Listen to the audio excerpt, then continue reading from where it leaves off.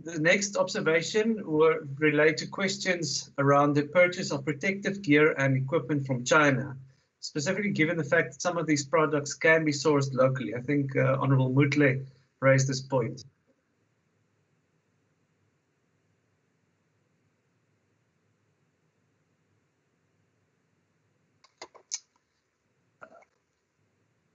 Sorry, Chair, my internet just disconnected. I just want to get back to the shared page.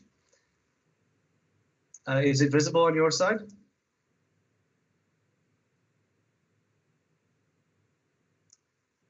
Yes, we can see it, Willem. Okay. All right, thank you. I'll continue with the second last one. The third last point, which was the purchasing of protective gear and other equipment from China, given that some of the products can be sourced locally.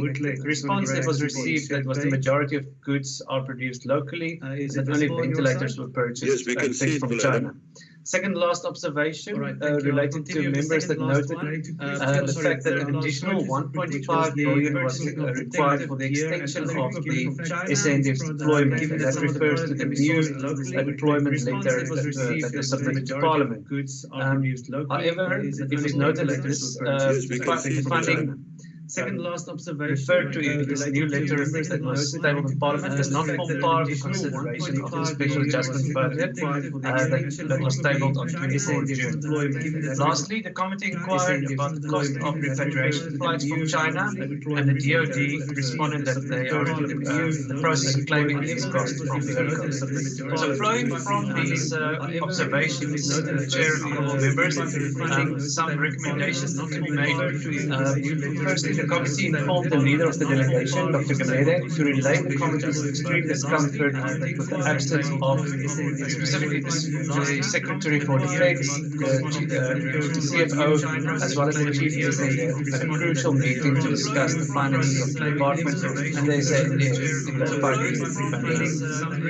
Secondly, the DoD is required to submit a detailed release plan to the committee on explaining expenditure in relation to its COVID-19 deployment. That refers to the business plan that was related to. The plan should include payments made thus far, objectives achieved, objectives still to be achieved, and payments still to be made. In addition to this breakdown, the document should to be submitted should also provide a similar breakdown of the envisaged objectives and planned payments for the extension of the SANDF's COVID-19 deployment. And that then addresses the concern around the 1.5 billion rand, so that the committee has a view of how these funds will be spent going forward. The report should be submitted to the committee no later than 30 July 2020. This time frame was put in there to align with the committee's return to oversight activities, and also to ensure that timely oversight of these funds are achieved. Second last recommendation, the committee welcomes plans to recover funds for repatriation flights from DIRCO. The DoD should indicate at future engagement with the committee progress made in the recovery of these funds. Lastly, the committee welcomes the important supporting role that the SANDF is playing, is playing during the South Africa's effort to curb the spread of COVID-19. The committee further encourages the accounting officer of the DoD to ensure that planning is in line with set objectives, but also cognizant of the current fiscal constraints. So that concludes the section on the Department of Defence. Chair, would you like us to first deal with that, or can I pass on to Peter to take you through the CCB's section as well?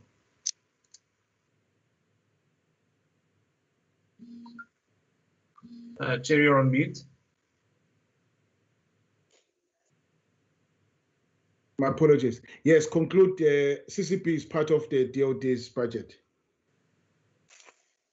All right, Chair, I'll pass on to Peter. He will take you through this section on the Castle Control Board. Thank you, Chair. Willem, can I ask you to just enlarge it a little bit?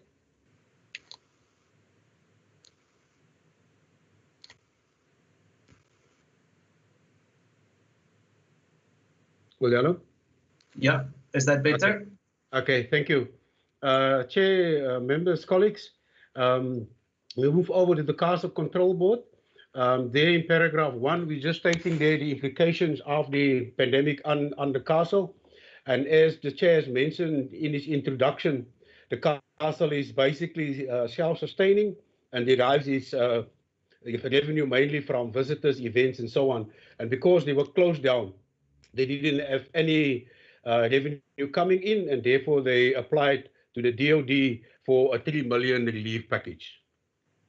And during their presentation to the committee last week, these are some of the things that I've mentioned. First, initially they made an application for 1.6 million relief, but that was based on the fact that they would return in August 2020. However, in our discussions with them at that stage, we said we think that's a bit unrealistic, and that it will most likely only return back to business in December 2020, and then the amount was then changed to 3 million rand. And so on the 20th of May, the Defence Force transferred 3 million rand to the CCB, but in the process, they've also applied for UIF application for their employees, and this was successful, and around 57,000 rand was paid over to them on the 28th of May. But having received the 3 million rand, they had the management meeting and then decided that they will return the UIF funds. And then from the 11th of June 2020 onwards, the salaries returned to normal. Everything was then sorted out there. The next thing is that they've also submitted their annual performance plan and budget to National Treasury. And in this, they make provision for an operational subsidy. Remember, this is around 4.5 million that they've been receiving the last 2 years. But they are saying, with regards to this application, with the severe budget cuts and reallocations, the chances are actually slim to receive that 4.5 million rand this year. The next one, and this is important for us to note, is that they've reprioritized their 2021 budget. They downscaled it from the original 8.9 million to 4.6 million. And lastly, they are just saying there that they believe that sustainability will be a challenge unless they see a swift turnaround in the tourism and event sector. Chair, the next one is basically just an analysis how they actually now have adjusted their budget and the various items in that. And the second table there, or the third table, table 3, will actually show how they plan to use this 3 million rand relief fund. Next page, please. Chair, they are just saying in the meeting with us last week that, they've updated us on how they're going to utilize the 3.1 million. Let's go back, please.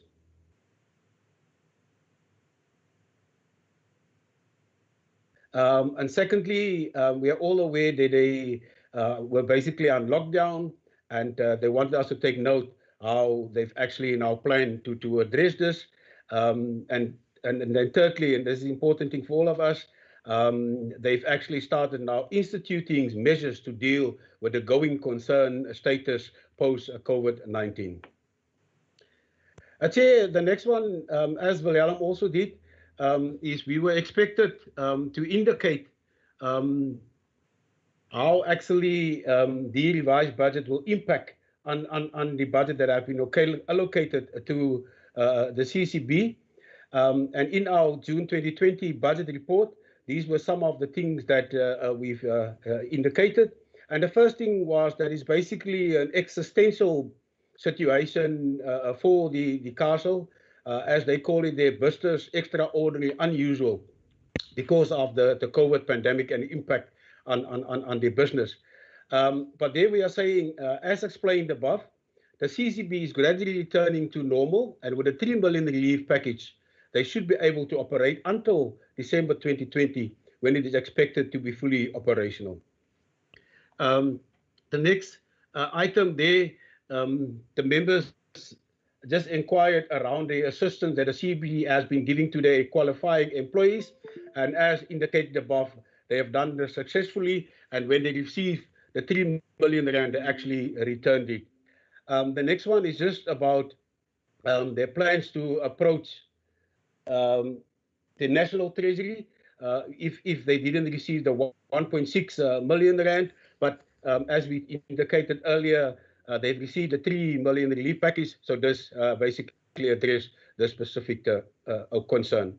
The next one is the issue around the going concern. And we're just saying there that the revised annual performance plan and the strategic plan will incorporate the measures to address the going concern challenges. So the next section starts dealing with the observations by the committee.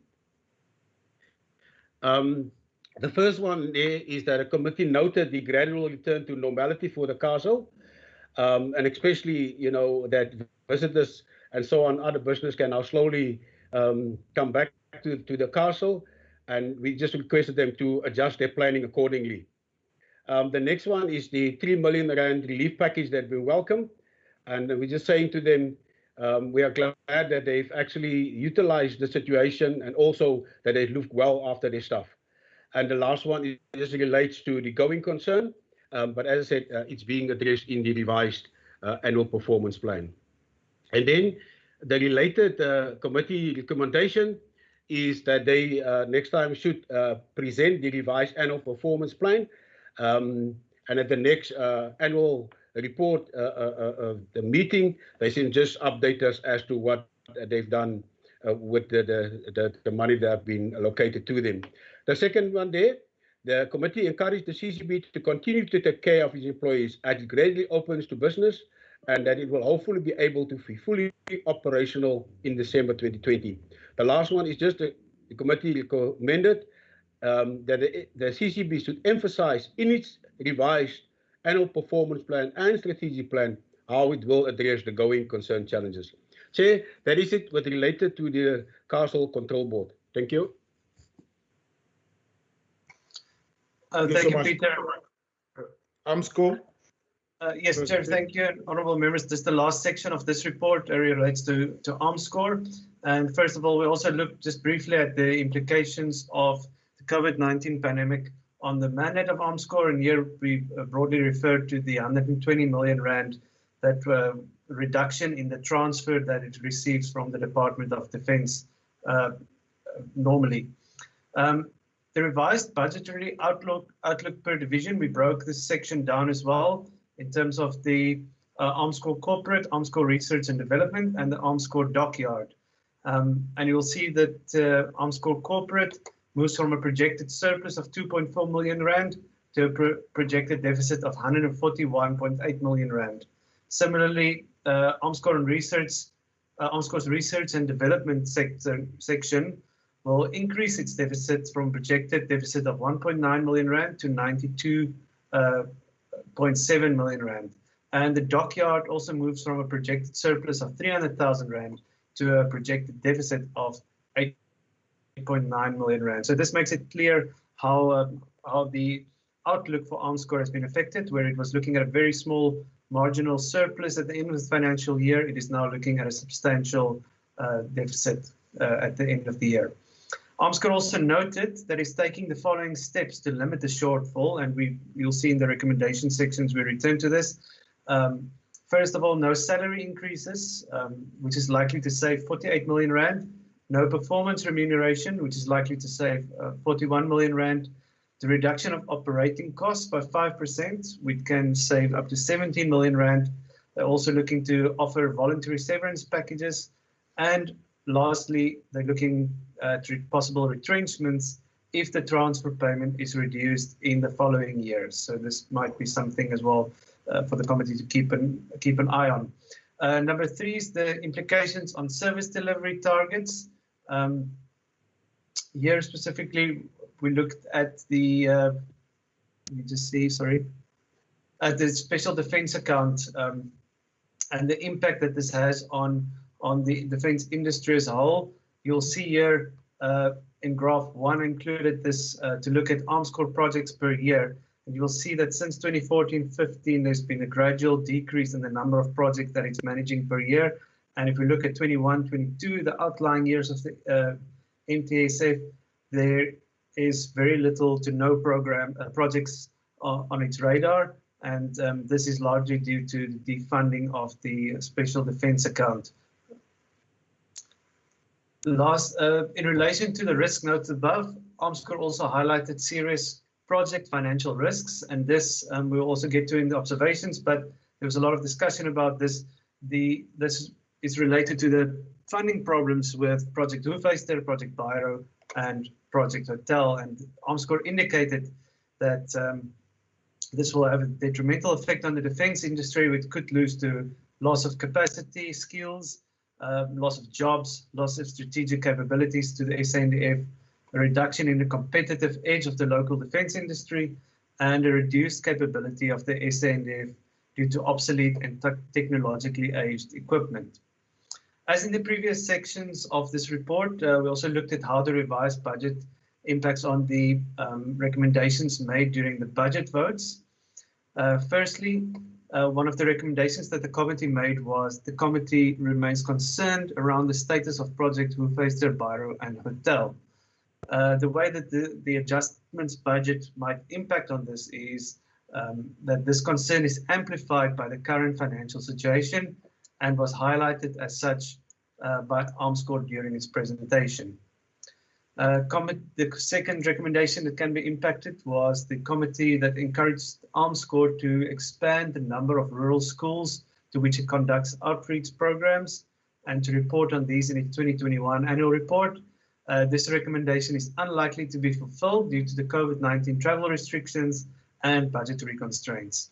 In fact, there's a number of projects that Armscor annually performs, including its participation in the AAD Expo, which has since been cancelled, so this recommendation will most likely not be achieved.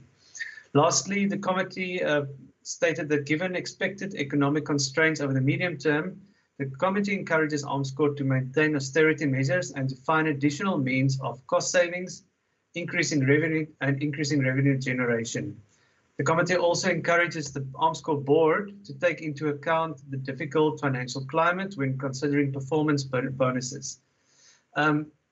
The adjusted budget has an impact on this. The reduced transfers to Armscor under the special adjustment budget further highlights the need for austerity. Cost-saving measures were highlighted to the committee during the Armscor presentation on 8 July, but these are subject to board approval. So, Chair and honourable members, go to the observation during last week's meeting then. Firstly, members expressed concern around the potential lack of funding for major acquisition projects, and the discussion revolved specifically around projects Biro, Hotel, and Project Hoefyster. Secondly, in relation to these ongoing projects, members expressed concern on the potential impact of a lack of funding for such projects on Denel.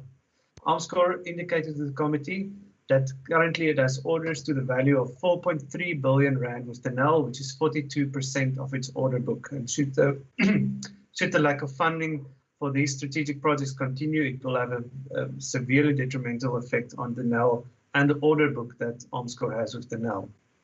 Thirdly, the committee highlighted the threat of penalties should Armscor and the DoD pull out of the committed projects, especially given that the committee was informed that such penalties would be extremely high. It was noted that this would run into billions of rands, these penalties. As such, the committee was also informed that Armscor currently has around 800 million rand in reserves, but that these are earmarked for buildings, the medical care program for the dockyard, etc. In total, around 500 million rand is allocated, and 300 million rand will now be depleted in the medium term due to the lower transfer. Flowing from these observations, the following recommendations came. The committee encourages the executive authority to engage National Treasury and the relevant role players regarding the future funding of ongoing projects. The committee further urges the relevant role players to seek solutions that will protect the investments made towards these projects thus far. Secondly, the committee also encourages Armscor and Denel to continue deliberations and to find solutions for the management of the 4.3 billion rand order book that is currently with Denel. The committee specifically urges Denel to ensure timely and cost-effective delivery on paid projects. Thirdly, Armscor should submit a report to the committee outlining the progress with the cost-saving initiatives it undertook. And lastly, the committee appreciated the fact that Armscor could build up a reserve of 800 million rand. And Armscor is urged to utilize these funds wisely, specifically for the long-term sustainability of the entity. Chair, that's the end of the report dealing with the Department of Defense, the CCB and Armscor.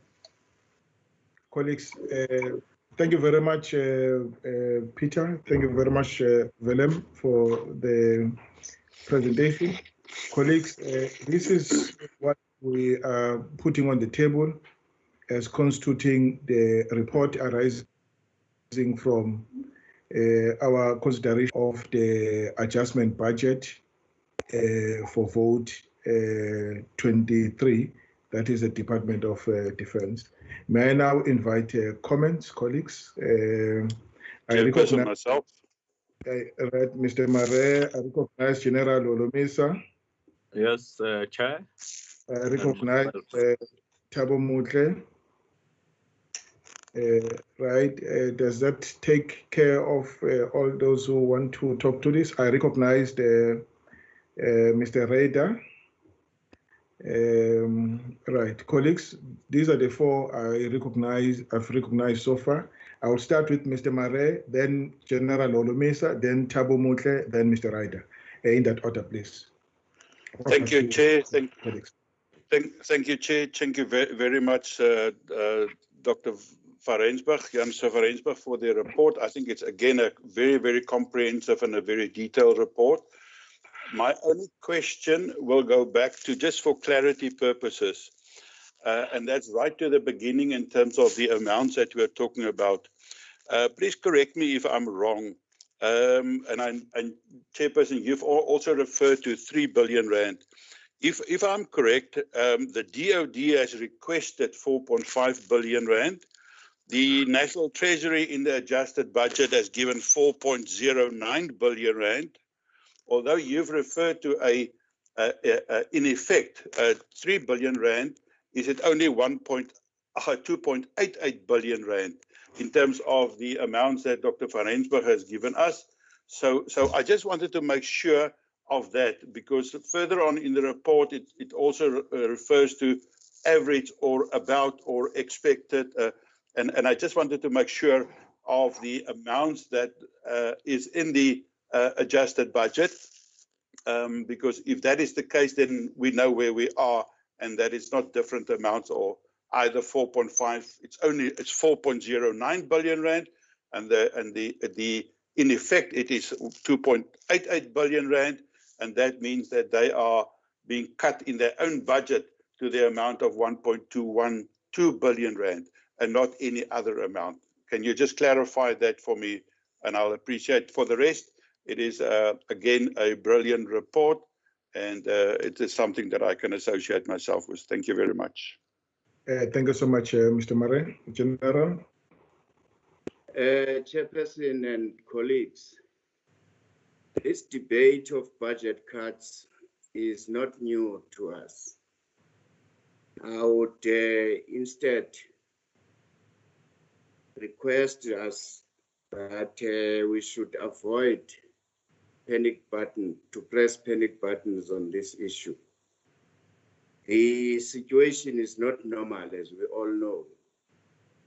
We may have to send a message to the United Nations to the effect that due to COVID-19, some of the operations on peacekeeping missions may not be possible. As you know, that we have to use our money first, and it takes time to claim these monies back. And sometimes we are penalized because our equipment is not in a state of readiness. So by sending that message, we will also be saying to them, the priorities now are at home. We have to save the lives of South Africans first, and also to save the lives of our soldiers. Secondly, we must call for a high level of discipline in using the monies allocated to the Department of Defense. This department has history of returning monies back to the national treasury. And we are always told all funny excuses. But of course, the government or the ruling party, especially the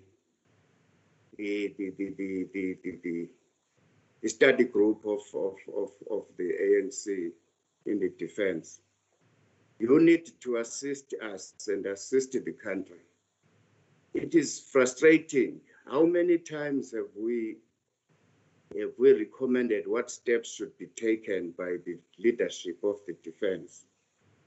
Both the Commission of the Defense, Permanent Commission, portfolio committees, all these years. But I sense that to keep people at leadership for a long time in this department is costing us. Because I heard you earlier on saying that the minister, the defense command, the commander of the defense and the sector, they tend to ignore the invitations from yourself or to account to the committee. How I wish that the selection or the appointment of a new sector could be speeded up so that we can energize this department. Very frustrating. Thank you. Thank you so much, General. Mr. Motley? Well, no, thank you, Chair.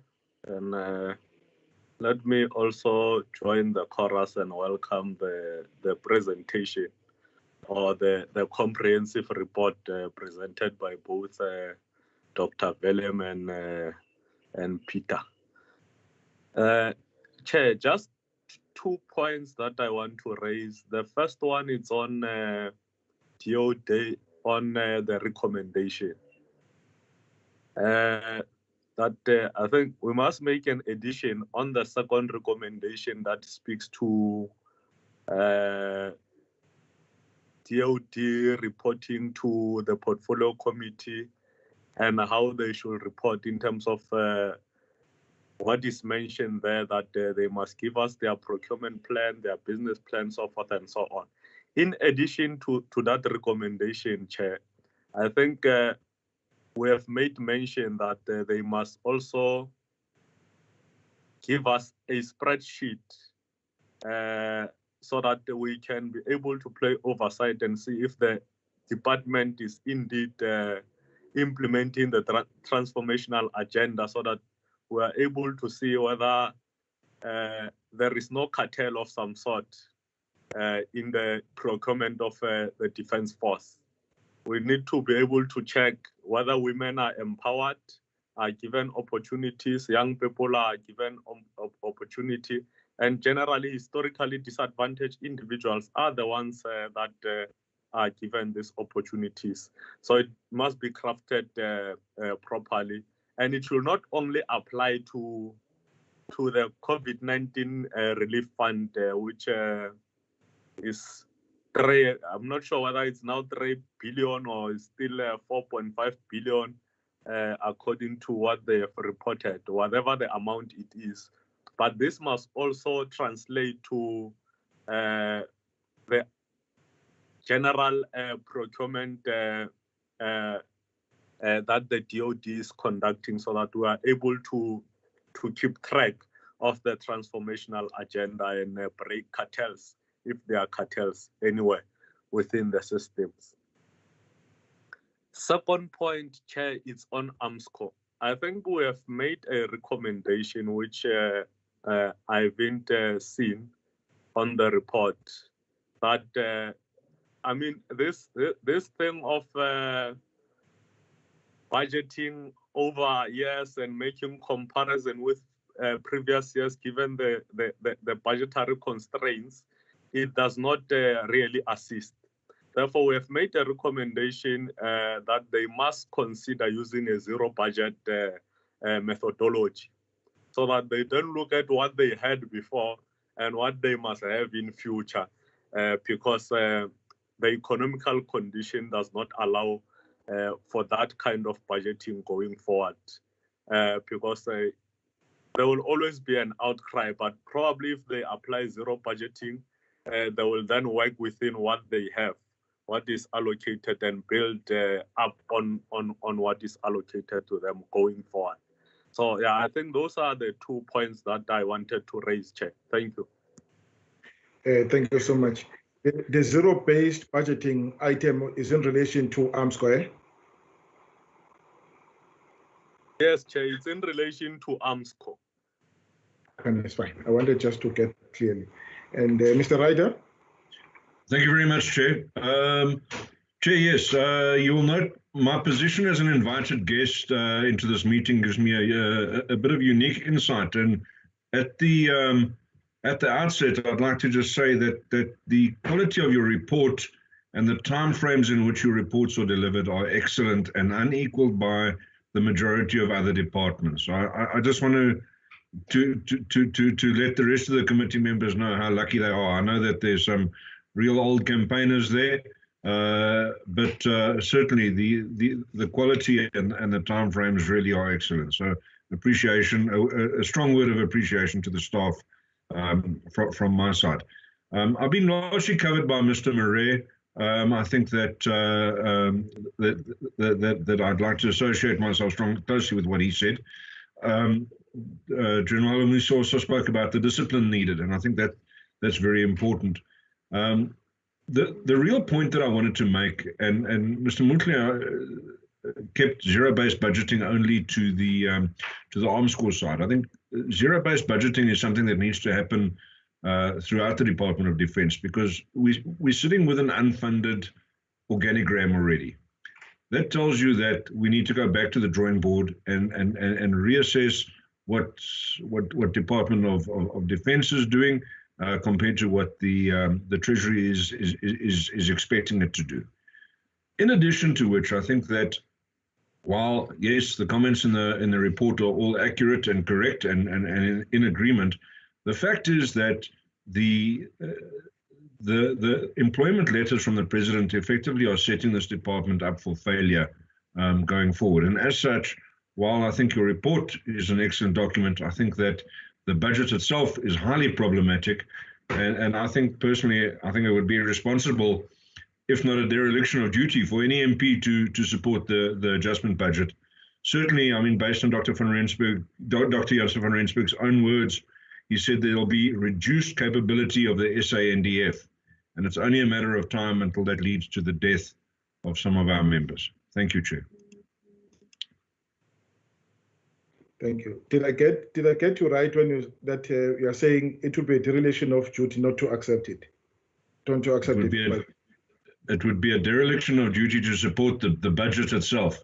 So the report, I think, is a good document. I have a problem with supporting the budget, and I feel that any MP who sees their duty as having oversight of the Department of Defence should strongly consider before they accept this budget, this adjustment budget as it comes through, because effectively it is. We were already setting them up for failure with the unfunded organigram. Now with the additional employments and the cost of those, really there's no ways this department will be able to meet its objectives. Okay. No, thanks. Any other comments, colleagues?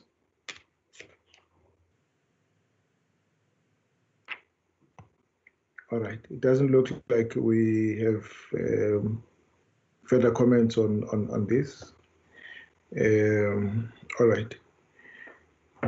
Colleagues, let's go through the items.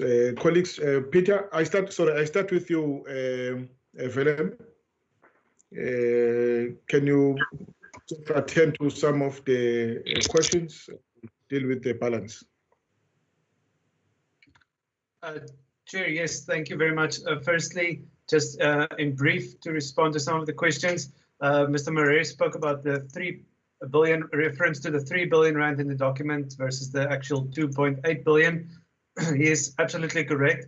I think it would be best if we change the wording in the document from approximately 3 billion rand to a stated 2.8 billion rand, because that is the correct figure. The use of approximately 3 billion rand was just to keep in line with the presentation that was given by the DoD last week. But for the report to reflect more accurately, I think we will change that to 2.8 billion rand.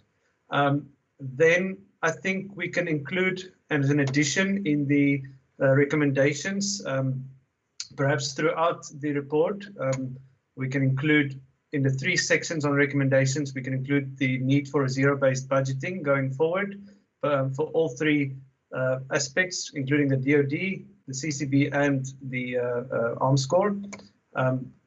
Then we'll also include, Mr. Motley required a spreadsheet regarding procurement.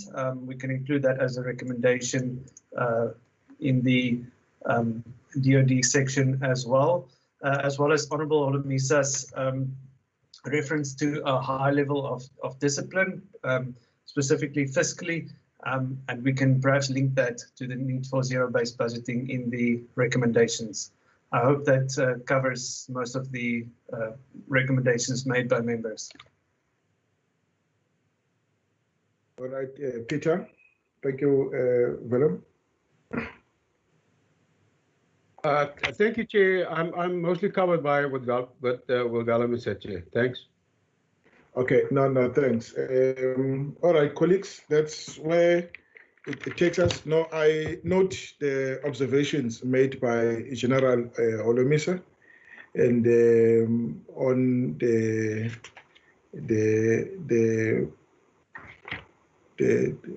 appointment of a new SecDef. I understand that process is underway, and we're expecting a decision anytime soon.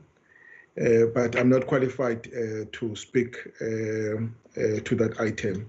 The minister will talk to it at the right time, and then on the discipline. With relation to department having the history of returning funds back to Treasury, yes, we'll keep note of that as this committee. I think fortunately in the last 2 years, they've in fact been posting a deficit, given that they've been experiencing an overrun against their compensation of expenditure. And I guess the same thing will happen even in this, in the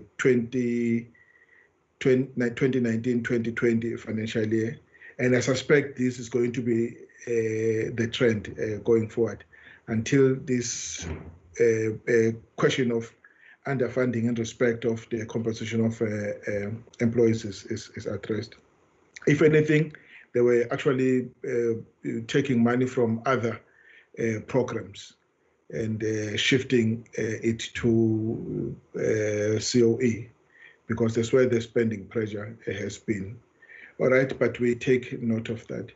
And then there is a proposition that is a proposal that Mr. Motley is making, that we must monitor the procurement spend of the department in relation to women, youth, and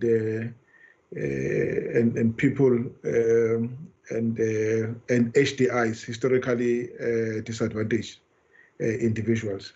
So in other words, please, if you could attend to that, phrase it, and how, in other words, we must monitor how the procurement spend of the department achieves transformation with respect to those 3 categories: youth, women, and historically disadvantaged individuals.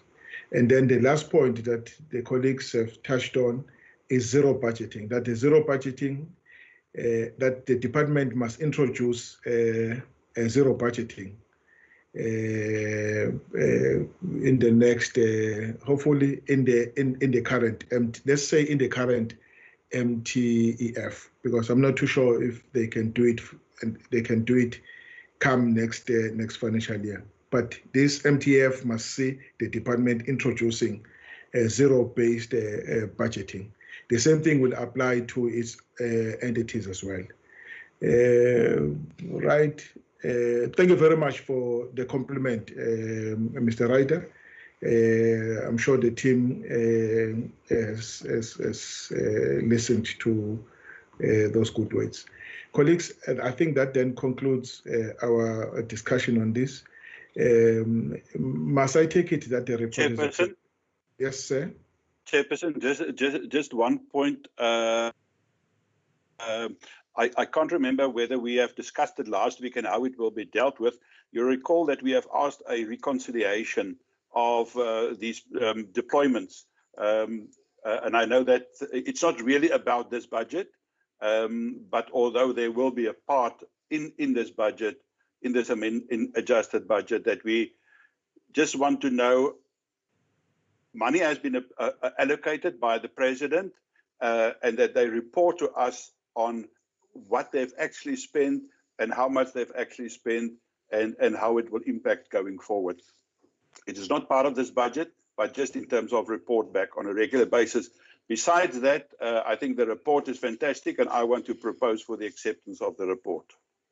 Yes, Mr. Mare, there's a section that talks to them coming back on the business plan, in relation to this new money. Business plan indicating their what you call objectives, performance indicators, and targets, and the expenditure against the annual business plan. I think that will take care of your issue, Mr. Mare. Thank you so much. So specifically on this one, because it's new money and it has a particular purpose. So as a department, we have taken interest in it. It's a COVID-19 budget. All right. So, okay, colleagues, any objection to the report as it stands? All right. So no objection, Chair. No objection. We accept the report with those amendments that the colleagues have proposed. Okay, thank you very much. Can we now move to the next report? That's DMV. DMV, who's leading us on the DMV report between you, Peter, and Willem? Chair, I'll be doing the DMV report. I just want to check, can anybody see the report? Yes, I can see it from on this side. Chair, yes, if I can start. Last week, we engaged the Department of Military Veterans. And firstly, one can see there what is the aim of the special adjustment report, basically to address the initial economic and fiscal response to COVID-19. 1.2, just the process that we have followed. We made certain observations, and from there, we have made several recommendations. Chair, if one looks at point 2 there, the analysis of the revised budget on each program, members will note, firstly, that the department has been allocated 682 million rand for this financial year. And this has been reduced with 137 million rand, which means that for the rest of the year, they have 546 million rand to spend. And if we then look specifically there at how the 3 programs have been affected, one see that there in the first table, that the first program, administration, they've taken away around 15 million rand. The second program, socioeconomic support, around 90 million rand. And then the third one, empowerment and stakeholder, around 32 million rand. So altogether, 137 million rand has been taken away.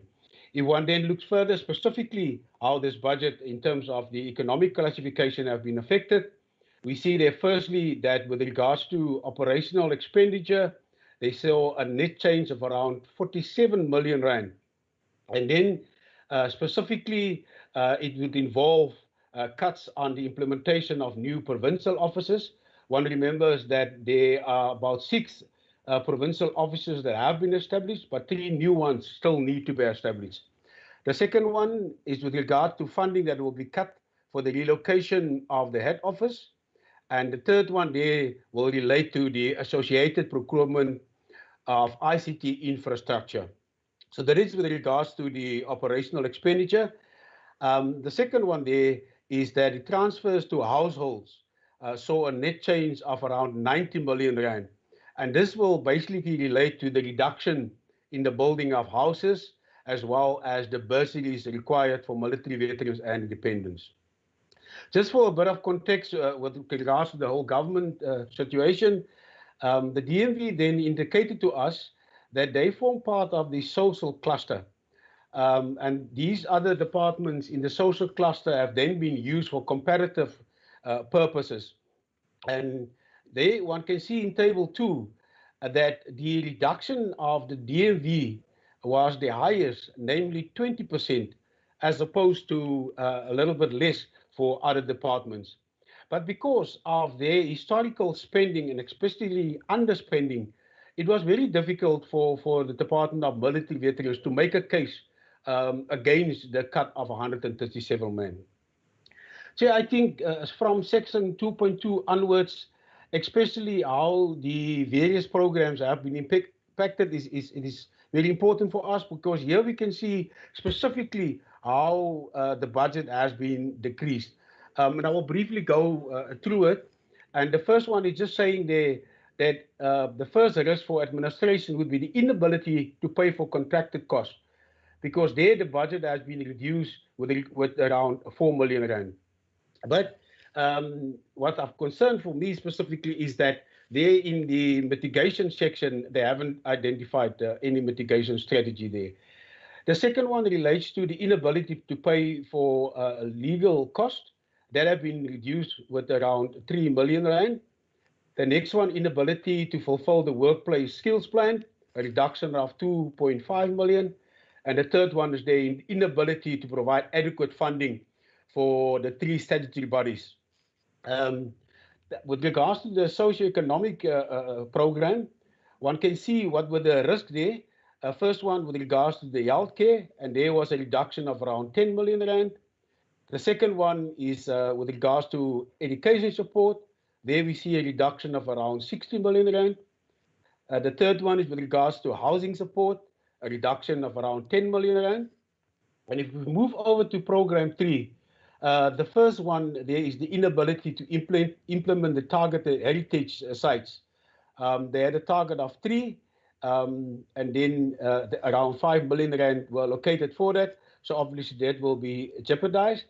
And then the second one is the inability to host and fund the 3 elective conferences.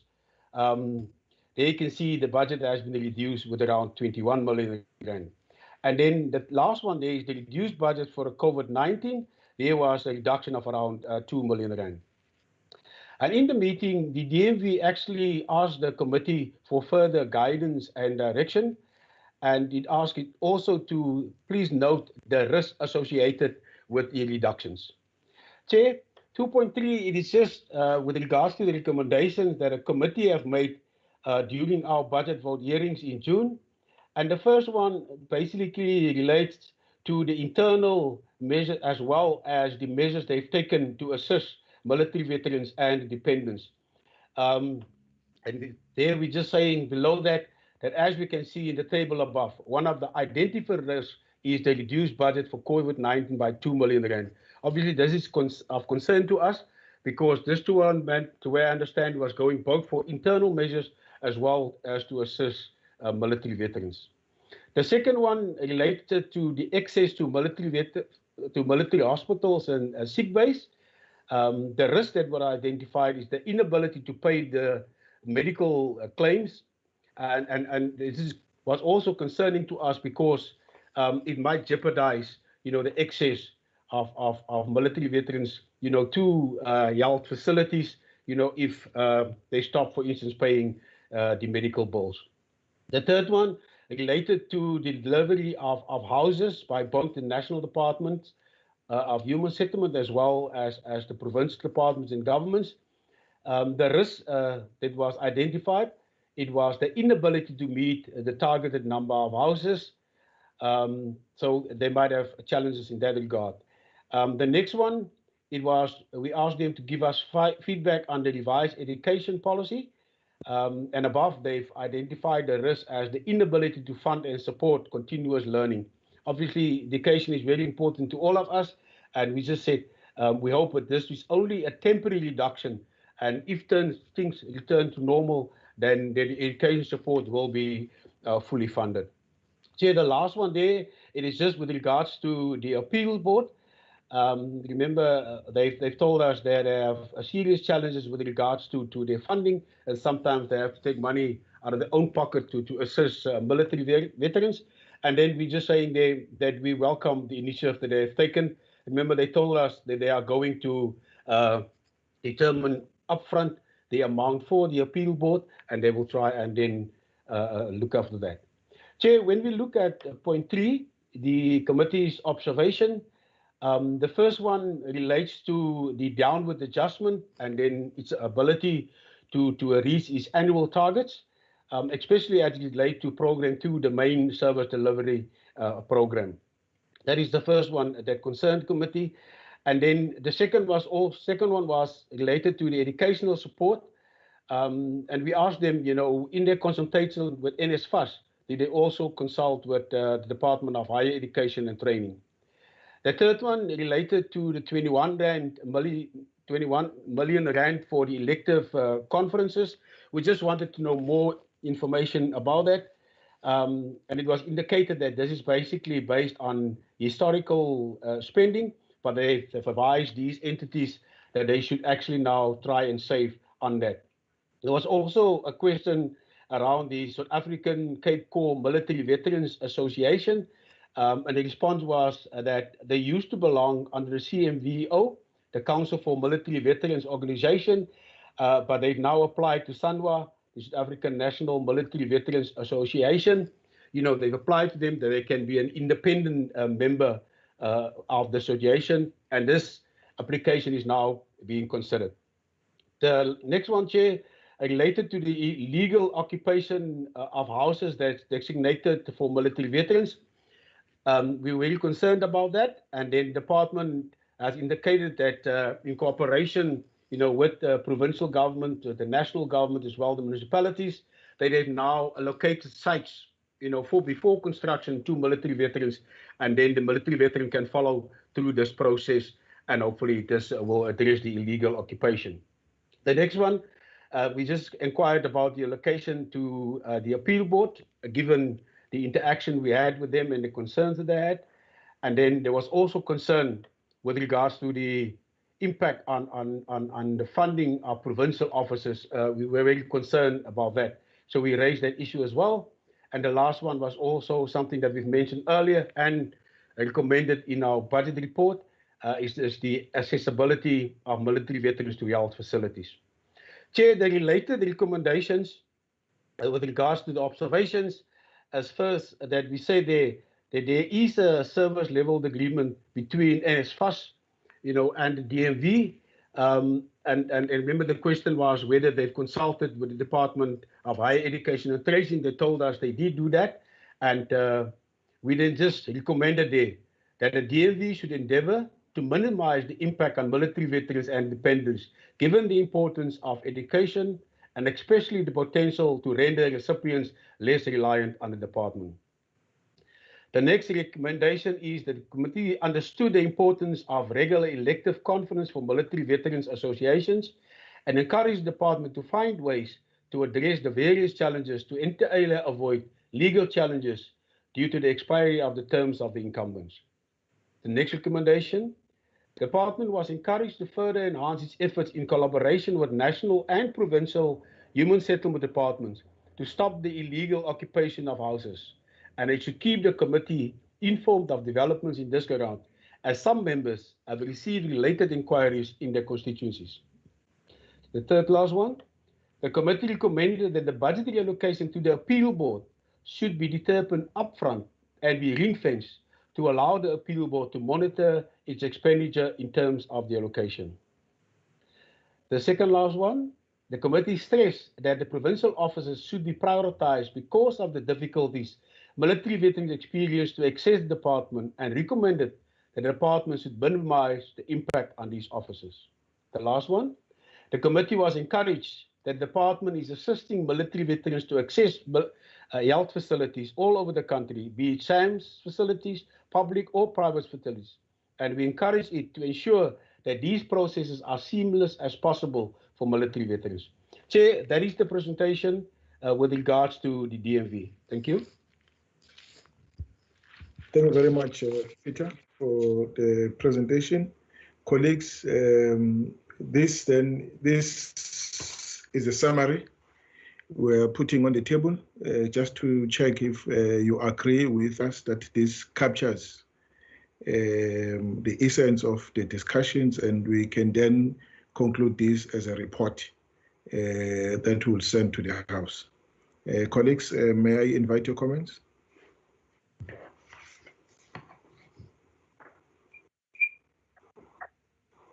I don't see the I'm hands. available.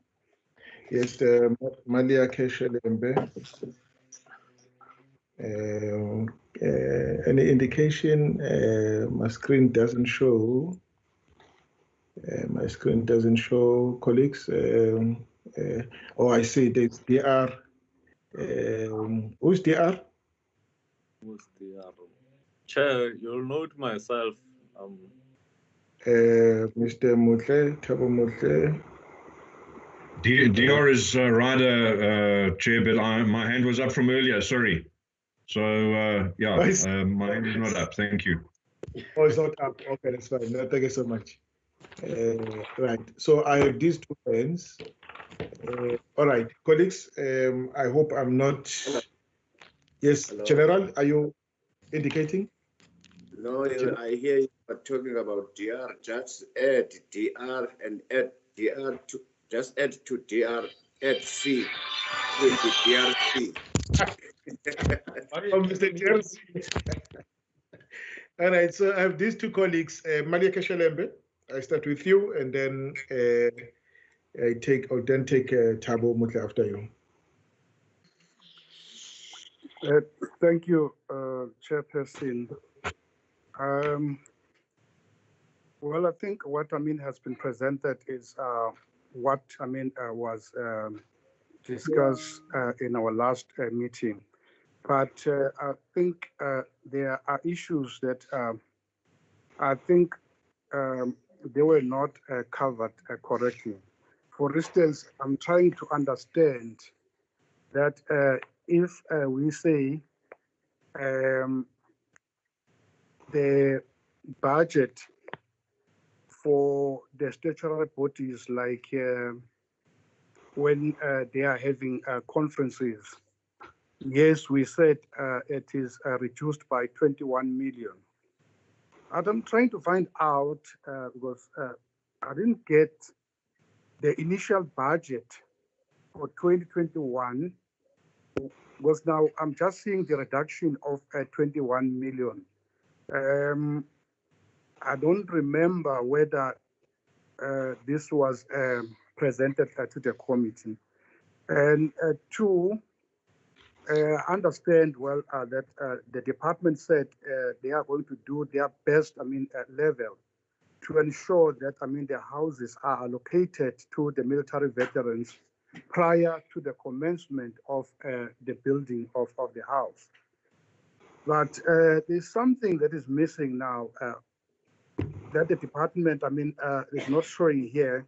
What is going to happen to those houses that were illegally occupied? Because I think there were large sums of money that were spent on those houses.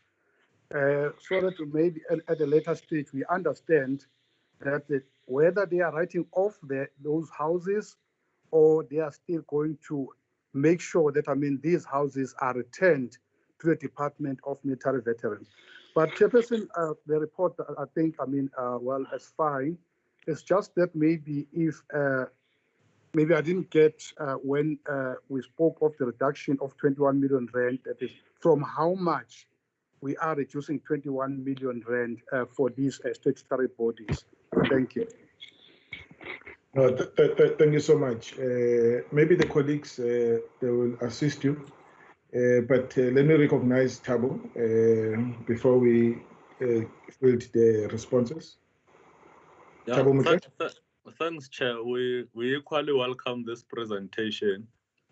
But Chair, not precisely.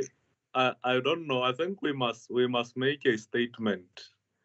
I'm not sure whether we can just make an assertion on the observation or recommendation, because we have been saying this over and over again. Maybe this time it must be written in red, not in black, so that, because when it's in black, it seems like it's similar to everything that we normally say. Our concern around the inability of the department to deliver or service their clients, which are veterans, which include what Honorable Shelembe has said. Generally, their inability to deliver effective services as a result of lack of leadership within the department's office and so on. I think we must, in our observation, highlight it in red, Chair. To say, we have been saying this over and over again. Seemingly, we are not seeing any changes with regard to that. So that at least we are seen to be concerned about what we are saying, and the concern should be about the implementation in at the level of the department.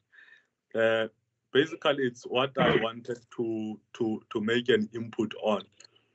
If the color black does not work for us, let's make it in red, Chair. Okay. No, okay, no, it's fine. So that concludes the discussion on this. Let me, colleagues, let me invite you, Peter, just to deal with this, and I will deal with the balance. Thank you, Chair. Firstly, with regards to the question of Mr. Shelembe, I think we should just separate the two issues, the statutory bodies and the conferences. Chair, with regards to the statutory bodies, that's now SANWA, the Appeals Board, and the Advisory Council. That is a separate issue from this conferences of 21 million rand. The way I understand it, Chair, is that they've presented to us that the budget of the elective conferences of the military veterans associations, that will be cut with 21 million rand. But they never told us from which platform are they moving. You know, what was the total budget and how they got to 21 million rand. They just said that the budget will be cut by 21 million rand. So they never gave us any other figure with regards to that one, Chair. Chair, with regards to the other questions, yes, I agree with the houses, but they just told us what they are going to do going forward. They never told us what they're going to do with houses that are already being illegally occupied.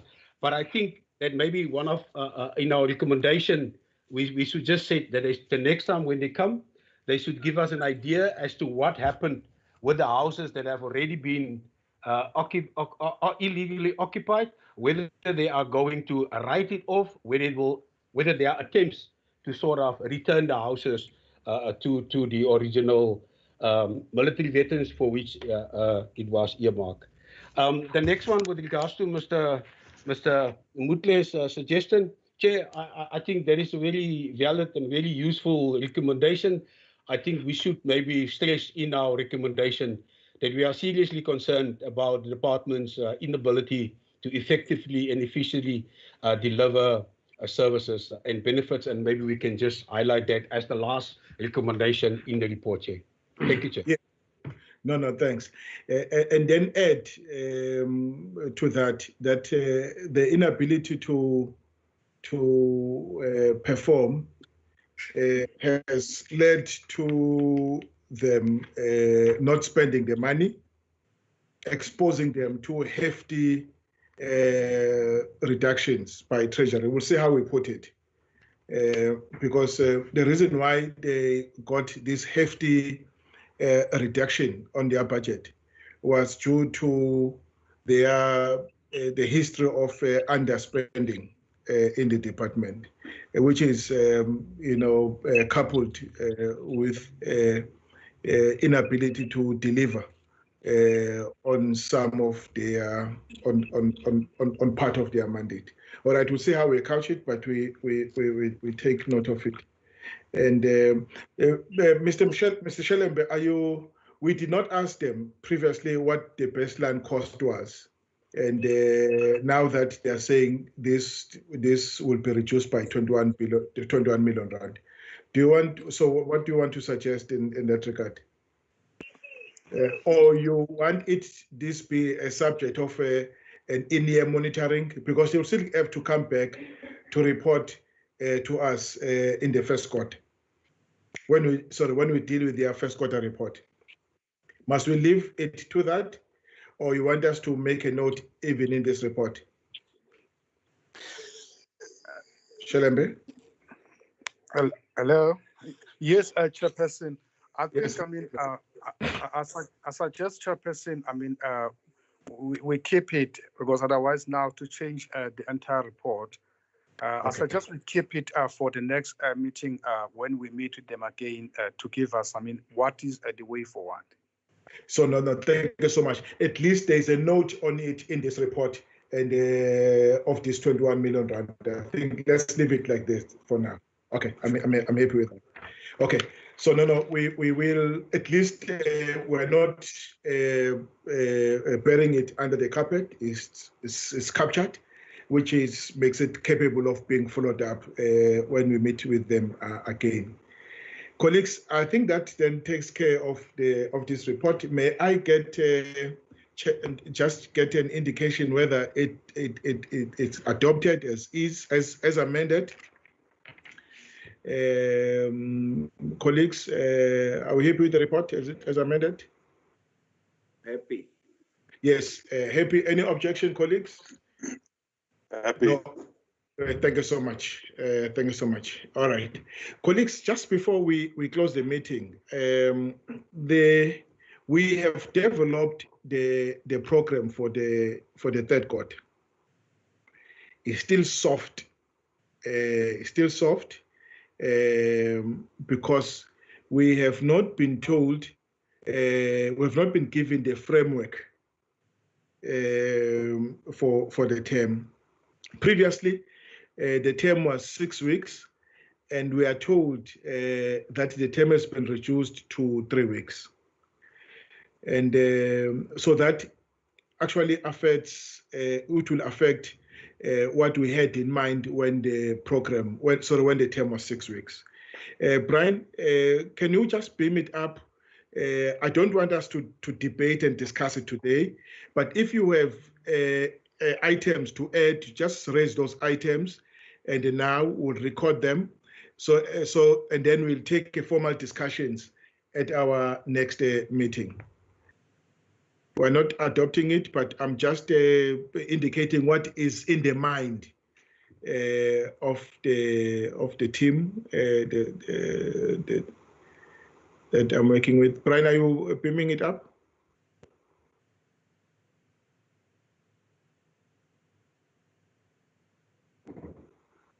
Oh, there it is. Just talk to it, Brian. Just to say this is in the mind, and just leave it at that, so that colleagues are aware that we are applying our mind on what will be in the next term. But I must note that a lot of what is going to be in the third quarter are issues that we flagged in the last 2 quarters, the first quarter and the second quarter. Brian, speak to those.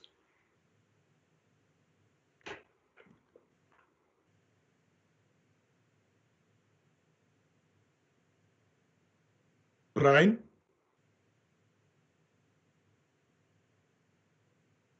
Can members see the program? Yes, we can see. Colleagues, Right, can you see your program? Yes, Chair. Thank you so much. Yes, Chair. Okay. As indicated by the chair, the program was drafted previously before the changes were effected to the parliamentary program as a result of the budget adjustments. Hence, members will then kindly ignore the dates that are indicated on the program. For now, the revised program from the 3rd to the 17th of August, it's going to be a constituency period. And indications are that the third term is going to be from the 18th of August to the 4th of September. But then that is also subject to change because I believe tomorrow there is a programming meeting that is sitting that will be considering the parliamentary program. But as the chair has indicated, we had worked on a program which is as follows. We had, I'll jump the first item, which is the consideration and adoption of the third term program. The first item being the briefing on the DOD, particularly SAMS on their health system and plan for the MTF period. The second item being also the briefing by the SAMS on the repair and maintenance program for hospitals and sick bays nationally. Secondly, from the 4th of August to the 7th of August, there was a planned oversight period.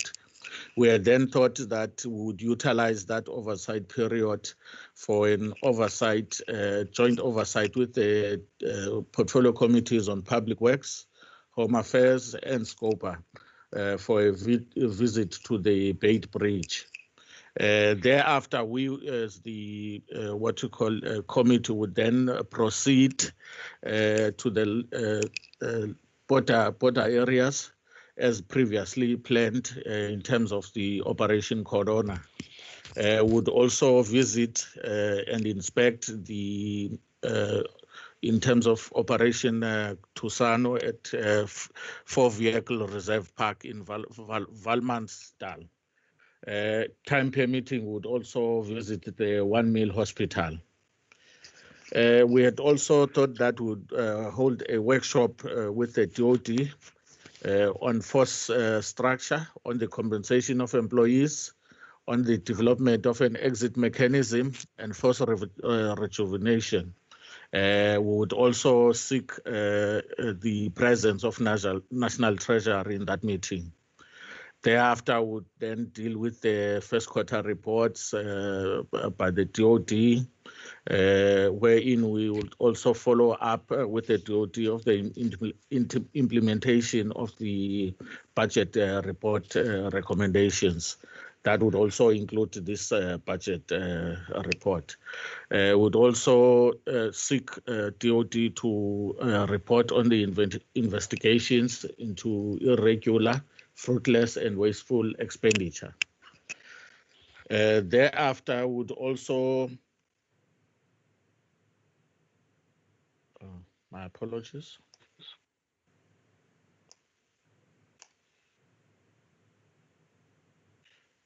We would also have DMV briefing us on their first quarter and also follow up on the implementation of the budget vote recommendations. Subsequent to that, we thought that we would also have a follow-up meeting with the Khoisan Nation Self-Defense Unit.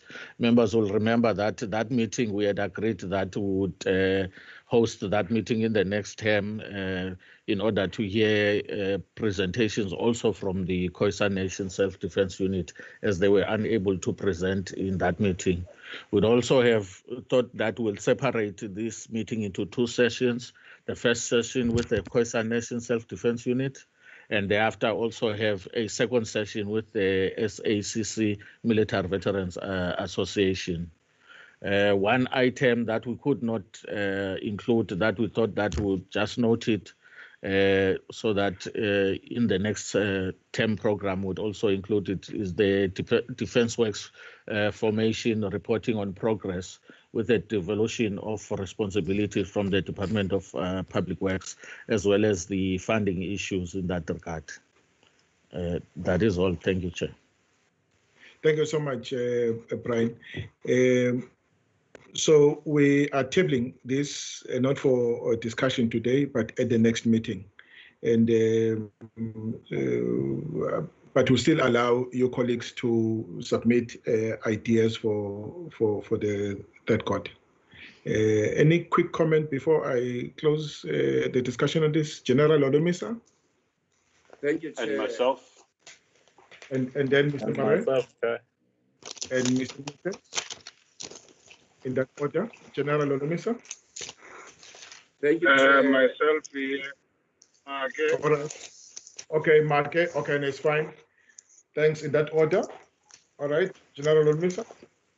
Thank you, Chair. I was going to propose that before we meet to discuss this agenda, can't you engage Chairperson engage the Department of Defense leadership with a view to send few members of the Defense Portfolio Committee to represent the Portfolio Committee on the visits to the borders. And if you agree, you can request them to transport the members of parliament either by helicopters or by military aeroplanes. It would be quicker, and you can do that within 2 days, I'm sure, when I listen to this proposed program. So I think you think about that, because it would also minimize the chances of infections amongst the members. Thank you. Thank you so much. Mr. Mare? Thank you, sir. I think I support General Olomisa in that view. Then secondly, the one shortfall or shortcoming that we've got lately is at 28th Squadron. If we are going there, and if there are going to be transport, and we will probably land or depart from Waterkloof Air Force Base, I believe it will be prudent from us to try and interact with 28th Squadron, especially after the loss of a few C-130s the last couple of months, and just know where we need to put support behind them. Then secondly, you remember I've raised it with you, and we have had a couple of times where it was said to us certain issues and subjects can only be discussed in a closed session. And we have requested closed sessions in the past. I don't see any indication of a possibility of a closed session coming up in the third quarter. And somewhere, because there are discussions going on, there are debates going on, and it will be prudent that be done in a closed session, so that we can be briefed properly on those subjects. Thank you very much. Thank you so much. Mr. Mutle? Yeah, thank you, Chair. I want to also support the proposal by General. And maybe in addition, Chair, we can add or divide the portfolio committee into 2 groups. Some when they go to the borderline, some can identify an area, like for an example, Eastern Cape, where we have deployed soldiers to go and intervene there.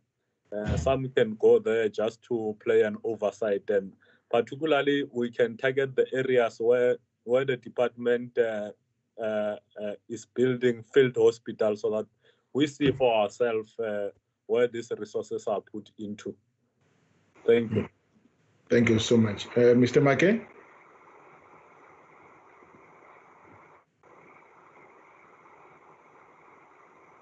JJ?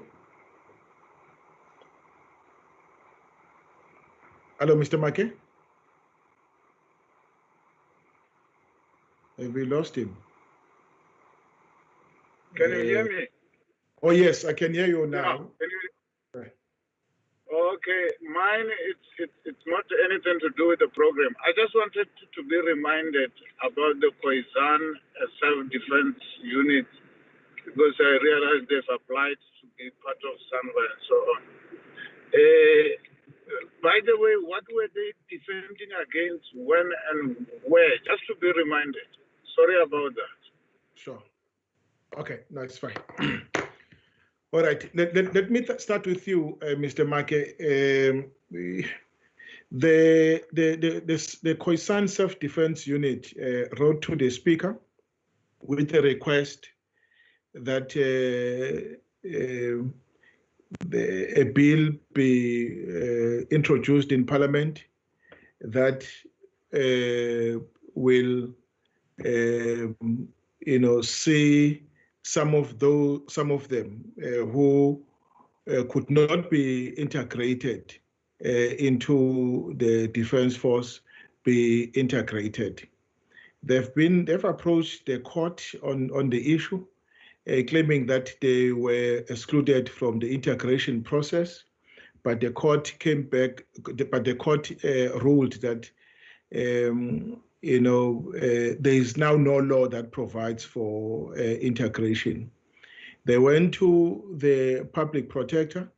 The public protector said, "Look, now there is no basis for their complaint or claim, saying that there is no law that provides for integration." That law was repealed, I think, in 2001, if my memory serves me well. So they wrote to the Speaker requesting that the matter be considered. The Speaker referred the matter to the Portfolio Committee. So we have already had a meeting with them, but for some reason they couldn't be part of the meeting. I think the technical, they were failed by the system. So as it were. So, but we then agreed that we would reschedule the meeting where we listen to them. So we have not had an opportunity to listen to their complaint. But in the meantime, we have received a presentation on the judgment, and we have also received the presentation on the report of the public protector. We have also asked Dr. Velem to conduct a research on the integration process, so that we familiarize ourselves with that process. So that's where we are at with respect to the Khoisan. But we also noted that there are forces within the community that had started, recruiting people and asking them to pay money to be enlisted as members of this body, and promise that they would be integrated at some point.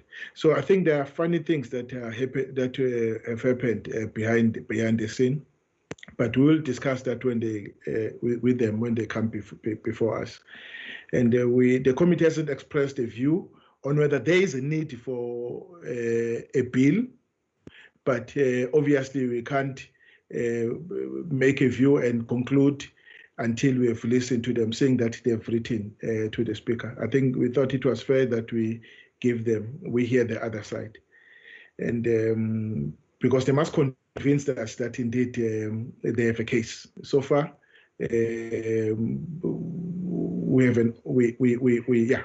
just leave it at that. And then the second point is the South African, the SACC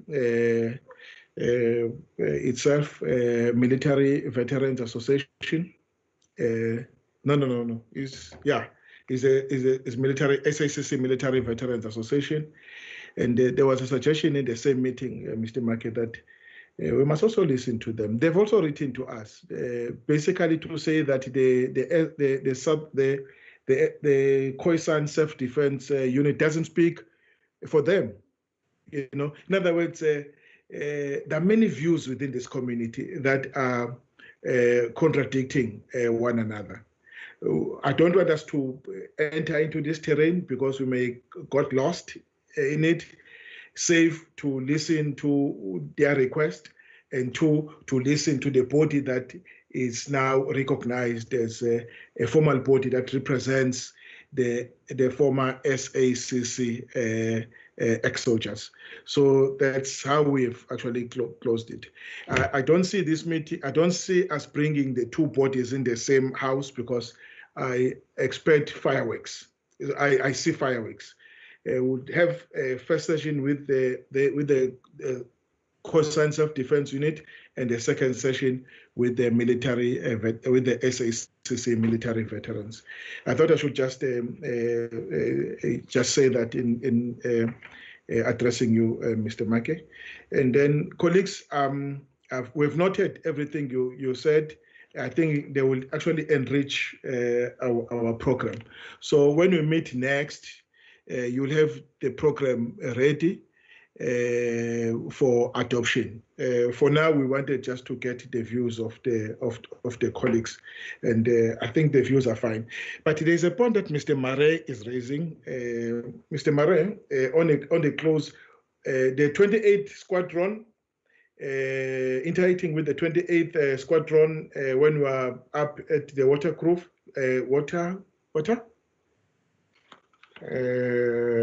is it Waterkloof? Yeah, we will consider that. It means that we may have to have 2 days instead of 1 day, but we'll look at the program.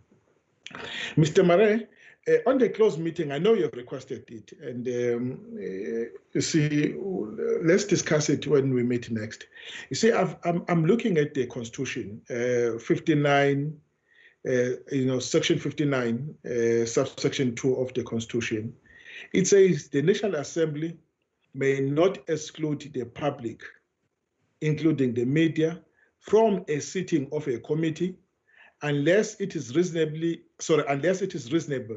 and justifiable to do so in an open and democratic society. And it follows immediately after Section 59(1)(b) that says National Assembly must conduct its business in an open manner and hold its sittings and those of its committees in public, but reasonable measures may be taken to regulate public access, including access of the media to the Assembly and its committees, and two, to provide for the searching of any person, and where appropriate, the refusal of entry to or the removal of any person. So it's a matter that we are grappling with, whether it will be possible for us to close our meeting, as given that there is a committee that is specifically designed to deal with matters that require that they be transacted in a closed environment. I'm still interacting with the legal section of Parliament with respect to a closed meeting. Maybe colleagues who were in the committee in Parliament before can advise us whether that has ever happened, that a meeting was ever closed. And I think you may want to offer some guidance on this. General Olomisa? Mine is just an advice to the proposer of this meeting, and I would suggest that, because we don't know what is going to be discussed, I would suggest that you sit with him in case there are sensitive issues which at this stage may not require the presence of other institutions or people. He might be having some intelligence he wants to share. So you will have to weigh and then utilize the act, because this act is flexible. It gives you powers to determine which things needs to be in public and not to be in public. I'll make an example. We read a lot about what is happening in Mozambique and the possible involvement of South Africa in trying to assist them. There might be some operations which would not need to be published. Yeah, okay. Thanks for that. Mr. Murray? Yes, thank you very much. I'm still here. I hear what the general is saying, and I've got no problem that that you and I discuss that. Remember, there were certain matters that we have raised in the committee purely on the information that we've had, and the indication was from both the Minister and the Secretary of Defence, and it's not only about the Mozambique. There was other issues as well, where they've said they will gladly brief the committee, but it must be done in a closed session, and we must respect that.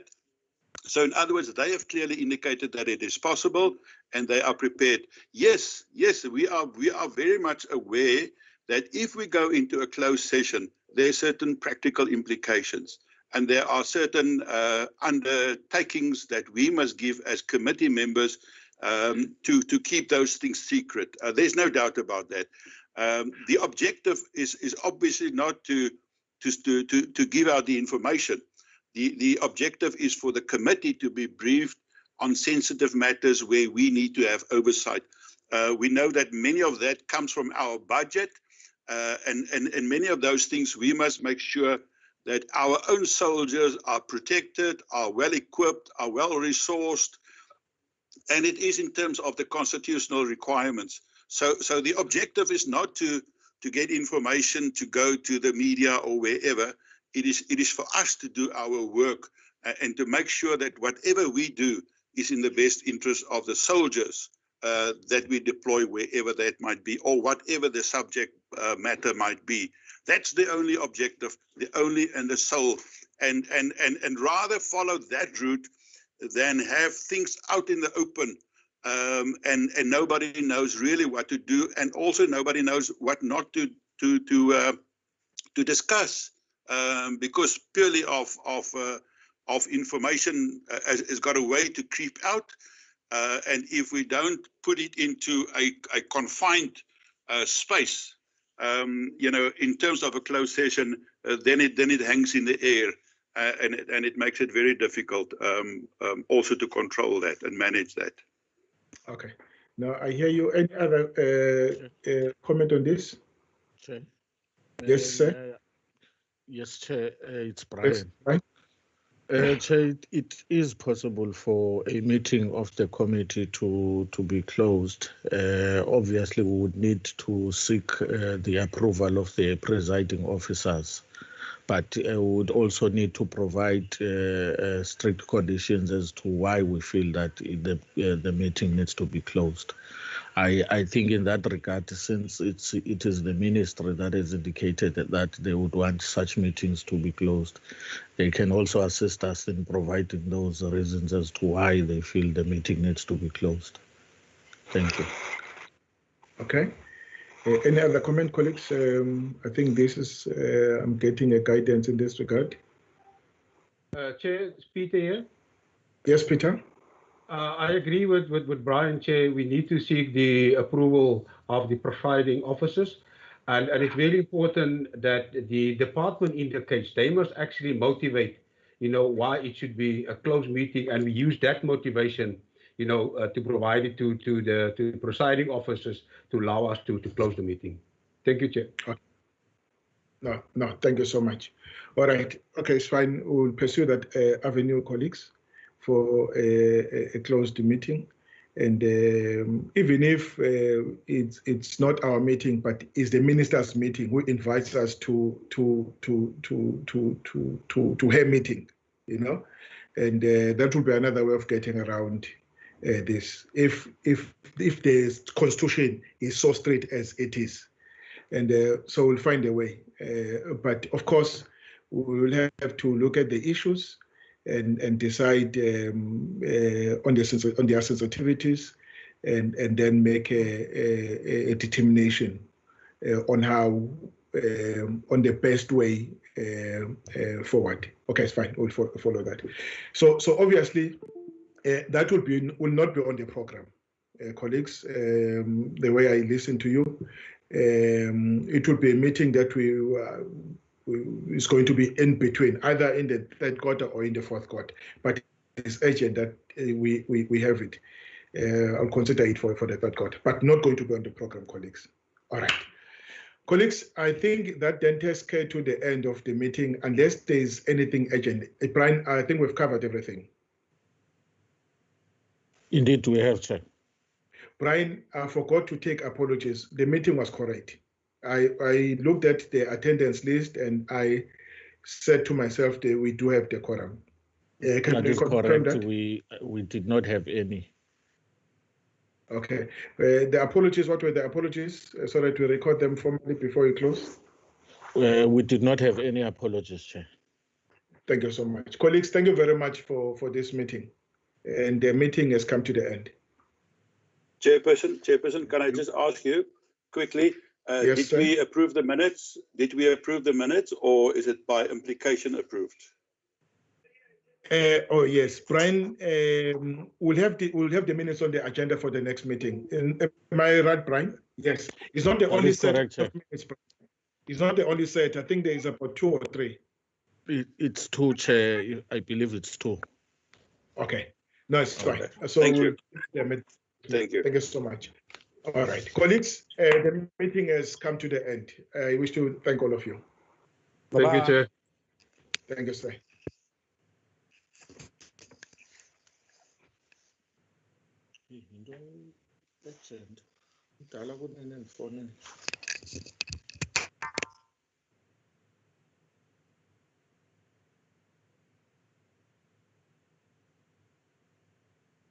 Nenzani usuvale umhlangano, nenzani usuvale umhlangano.